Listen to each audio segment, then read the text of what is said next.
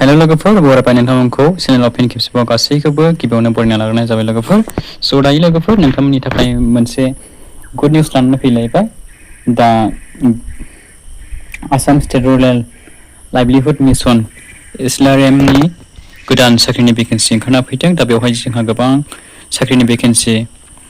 category wise post wise बेवहाय दङ लोगोफोर डिपार्टमेन्ट वाइज बेवहाय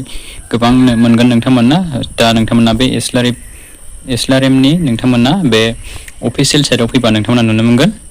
दा नोंथांमोना बेयाव फैनानैहाय नोंथांमोना नटिसखौ नायबानो जाबाय बेवहाय नटिसआ मोनथाम दं लोगोफोरनो ASRLM दे NRLM नि बिनिफ्राय ASRLM नि आन्डारावनो DDU GKY ओमफ्राय CBBO ASRLM बिनि दं दा जोङो फार्स्टआव नायगोन जों लोगोफोर जायखिजाया मोनसे नटिसखौहाय दा नोंथांमोना बेवहाय क्लिक खालामना होबानो जाबाय दा लोगोफोर भिडिअखौ जागायनायनि सिगां नोंथांमोना सोरबा जुदि चेनेलाव गोदान फैदोंब्ला आरो दासिमबो चेनेलखौ साबस्क्राइब खालामनानै लायाखैब्ला नोंथांमोना चेनेलखौ गासैबो साबस्क्राइब खालामनानै लाग्रोजोबबानो जाबाय लोगोफोर आंनिफ्राय बेखौनो गुरै नोंथांमोननिसिम गासैनिसिमबो खावलायहरनाय थाग्रोबाय लोगोफोर दा जोंहा नटिसआ नै मोनसे लोगोफोरनै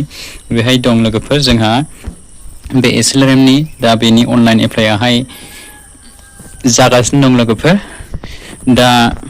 जोंहा बेवहाय डिपार्टमेन्ट वाइज रानदों बेवहाय डमेन एक्सपार्ट ल' एन्ड एकाउन्ट्स बेनि थाखाय भेकेन्सिया सासे दं दै लोगोफोर बेवहाय नोंथांमोना नुनो मोनदों नै सासे दङ बेनिफ्राय नोंथांमोननिया मा जानांगोन बेवहाय M.Com chartered accountant company secretary बेबायदि LLB गोनां जानांगोन दै लोगोफोर ओमफ्राय 5 इयार्स नोंथांमोना एक्सपिरियेन्स थानाय जानांगोन 3 इयार्सबाबो जागोन जायखिजाया एक्सपिरियेन्स थानाय जानांगन ओमफ्राय पार मान्थ नोंथांमोननि सेलारियाहाय जोबोद मोजां नै लोगोफोर सेलारिया 42,000 निफ्राय स्टार्टिं जागोन दै लोगोफोर दा ओमफ्राय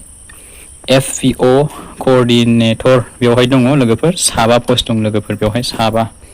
दा बेवहायबो नोंथांमोना ग्रेजुएसन जानांगोन बेनाव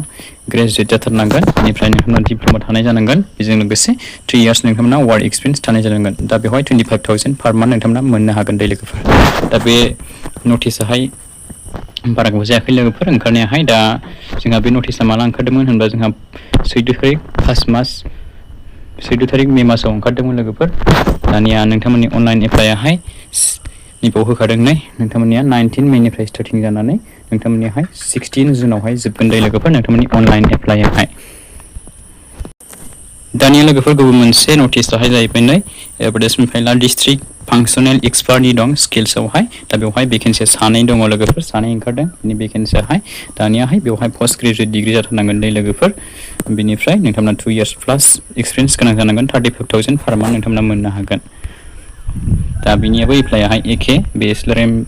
नि आन्डारावनो जोबखा गासिबो दा जोंहा मोनसे दंबावो नटिसआहाय लोगोफोर नै दे NRLM नि दा बेवहाय नायदो लोगोफोर स्टेट प्रजेक्ट मेनेजार फाइनान्सियेल इनक्लुजननियावहाय दं लोगोफोर बेवहाय साबेसे दं सासे लोगोफोर नाम्बार अफ भेकेन्सि डिग्री जाथारनांगोन ओमफ्राय 7 इयार्स प्लास 2 इयार्स नोंथांमोना वार्क एक्सपिरियेन्स गोनां जानांगोन बेनिफ्राय project manager knowledge management and कमिउनिकेसनावहाय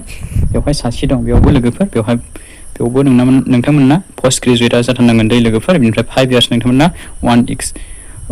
वार्क एक्सपिरियेन्स थाथारनांगोन बेनिफ्राय एकाउन्ट एसिस्टेन्टआव नायदो नोंथांमोना बेयाव सासे दं लोगोफोर बेयावबो पोस्ट ग्रेजुएट जाथारनांगोन बेनिफ्राय 2 इयार्स नोंथांमोना वार्क एक्सपिरियेन्स गोनां जानांगोन लोगोफोर बेखौ नोंथांमोना दानिया मिन्थिबाय दानिया 4 नम्बर दं नै लोगोफोर district functional expert social mobilisation institution building and capacity building बेवहाय सासे दं बेवहाय पोस्ट ग्रेजुएट जाथारनांगोन 2 इयार्स प्लास थाथारनांगोन बेनिफ्राय district functional expert livelihoods and marketing बेवहाय सानै पोस्ट दं बेनाबो गासै पस्टआ एखेयानो जोब लोगोफोर नोंथांमोना पोस्ट ग्रेजुएट जाथारनांगोन बेनिफ्राय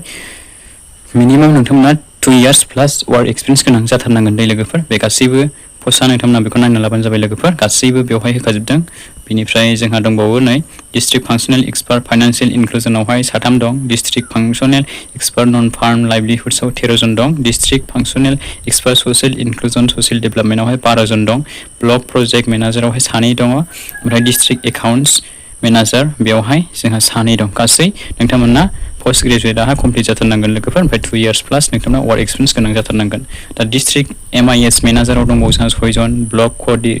कोअर्डिनेटरावहाय जोंहा दं 11 जन ब्लक एकाउन्टेन्टआव जोंहा दं 26 जन ब्लक MIS एक्जिकिउटिभआवहाय दं जोंहा 101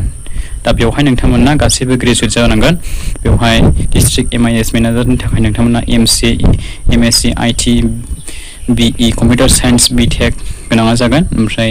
ब्लक कोअर्डिनेटरावहाय नोंथांमोना इनि ग्रेजुएट हागोन बेनिफ्राय ब्लक एकाउन्टिंनि थाखाय नोंथांमोना ग्रेजुएट डिग्री गोनाङा हागोन कमार्सनिफ्राय बेनिफ्राय ब्लक एमआइएस एक्जिकिउटिभआवहाय नोंथांमोना BCA BSc IT और BE कम्पिउटार साइन्स BTech गोनाङा हागोन लोगोफोर दा बेवहाय जोंहा ग्रेड 4 ग्रेड 3 नि बेवहाय बे पस्टआहाय लोगोफोर दा नोंथांमोना जायफ्रा इन्टारेस्टेड एप्लाइ खालामबानो जाबाय लोगोफोर नोंथांमोना मिन्थिखाबाय बे भिडिअनि गेजेरजोंहाय गासै A to Z डिटेल्सखौनो दा नोंथांमोननि अनलाइन लास्ट डेटआ 16 जुनावहाय थायो लोगोफोर दा नोंथांमोना जायफ्रा इन्टारेस्टेड एप्लाइ खालामना लादों दा बेनोमोन आरोखि लोगोफोर नोंथांमोना बे भिडिअखौ लोगोफोरनो शेयार खालामना होलायदो जाहाथे जायफ्रा इन्टारेस्टेड मिन्थियो आरो एप्लाइ खालामनानै लानो हालायो स' बिदिब्ला नेक्स्ट भिडिअआव लोगो मोनगोन थेंक इउ फर वाचिं लाभ इउ अल bye bye and take care